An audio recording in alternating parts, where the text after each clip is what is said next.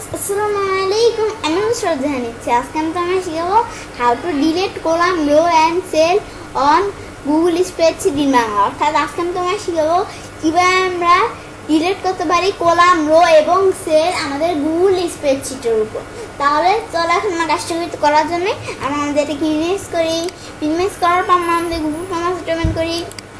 Google form payment করার পর এখন আমরা আমাদের গুগল ফর্ম পেমেন্ট করলাম। করার পর আমরা এখন আমাদের স্প্রেডশিটটা অন করা আছে। এখন আমরা কাজটা করার জন্য এখন আমরা প্রথমে তোমাদের কলাম দিয়ে কাজটা দেখাবো। এখন আমরা আমাদের কলাম দিয়ে কাজটা দেখার জন্য আমরা যে কলামটা ডিলিট করবো ওই কলামটা সিলেক্ট করতে হবে। প্রথমে ধরো আমি এই নাম আমাদের যে কলামটা আমি ডিলিট করবো, তাহলে আমরা এটা সিলেক্ট করি। অথবা এটা কাজটা রাখলে হয় কলামের যে কোনো জায়গায়। তারপর আমরা মাউসের ডান বাটনে ক্লিক করি। মাউসের ডান বাটনে ক্লিক করার পর তারপর এখন আমরা এই যে একটা অপশন দেওয়া আছে ডিলিট কলাম, আমরা যদি ডিলিট কলাম দিই তাহলে কলামটা আমাদের এখান থেকে ডিলিট হয়ে গেল। আবার আমরা আনডু করি। সেভাবে ডিলিট কলাম দিয়ে আমাদের কলামটা ডিলিট করতে পারি। এভাবে আমরা কলাম ডিলিট করতে পারি, অথবা আমরা আমাদের কলাম ডিলিট করার কাজটা দুইভাবে দেখতে পারি। মানে আমাদের রো সেল যা ডিলিট করবো দুইভাবে কাজটা আমাদের করা দেখবো। এখন আমরা কলামটা আরেকভাবে আমরা ডিলিট করার জন্য এডিট যাই। এডিট মেনুতে আসার পর আমরা নিচ দিকে আসি, তারপর ডিলিটে যাই।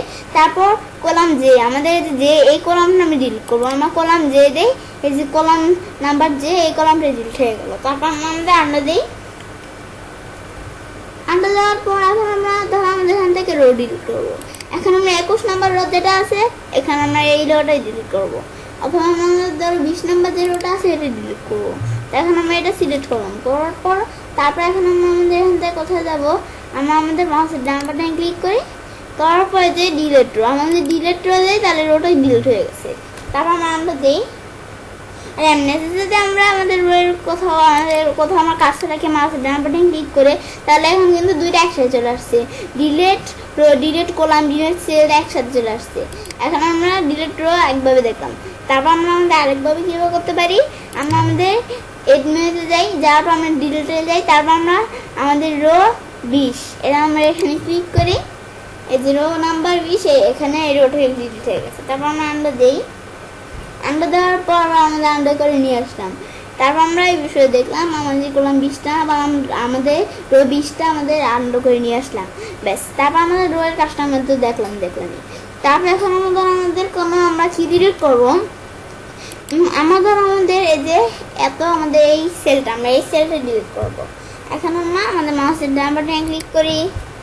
ক্লিক করার পর তারপরে যে সেলের ভিতরে এখানে কি এসে বলছে, সেলের ভিতরে কিন্তু দুইটা অপশন আছে, কিন্তু রো এবং কলামের ভিতরে দুইটা অপশন নেই। সেলের ভিতরে কি দুইটা অপশন আছে, আমরা যদি delete cell and shift left দেই তাহলে এখানে ডিলিট হয়ে গেছে, কিন্তু আমাদের বুঝতে যাচ্ছে না কেন। আমাদের এখানে যেই লেখাটা ছিল, যে নাম্বারটা ছিল এদিকে চলে আসছে, আবার এদিকে যে নাম্বারটা ছিল এদিকে হয়ে এখানে আর আমাদের ডিলিট কিনা আমাদের ডিলিট কিন্তু হয়েছে, কিন্তু আমাদের এখান থেকে আর কি আমাদের এখানে যে একটা নাম্বার আছে, তাই যেভাবে লেফটের নাম্বারটা এই যে এখান থেকে এভাবে এসে এই যে এদিকে আইসে পড়ছে।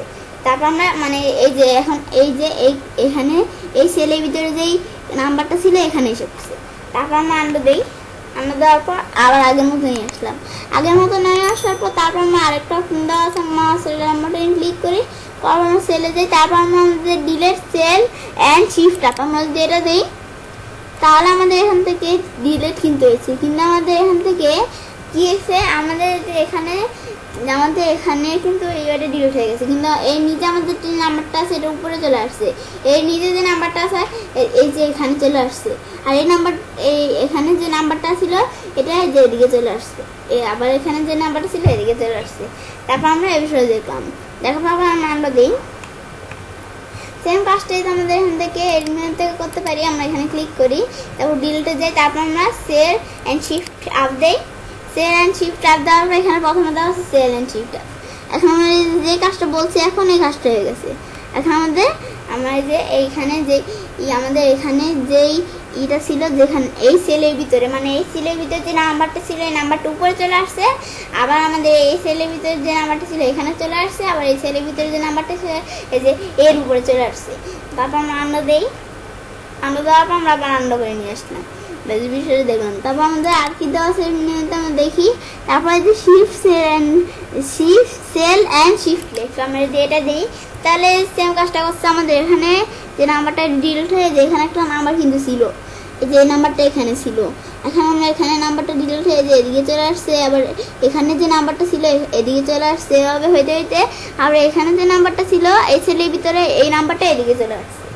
তারপর আমরা দেই, আমরা আবার আগের মতো করে নিলাম। ব্যাস এভাবে বিষয়টা করতে পারি। তো এবার আমি সেটা কাজটা করতে পারি। এবার আমি খুব সহজেই ডিলিট করতে পারি কলাম, রো এবং সেল আমাদের গুগল স্প্রেডশিটের উপর। ফ্রেন্ডস, আমার আজকের এই ভিডিওটি যদি তোমাদের ভালো লেগে থাকে তাহলে আমার চ্যানেলটি সাবস্ক্রাইব, লাইক, কমেন্ট এবং সবার সাথে শেয়ার করবেন।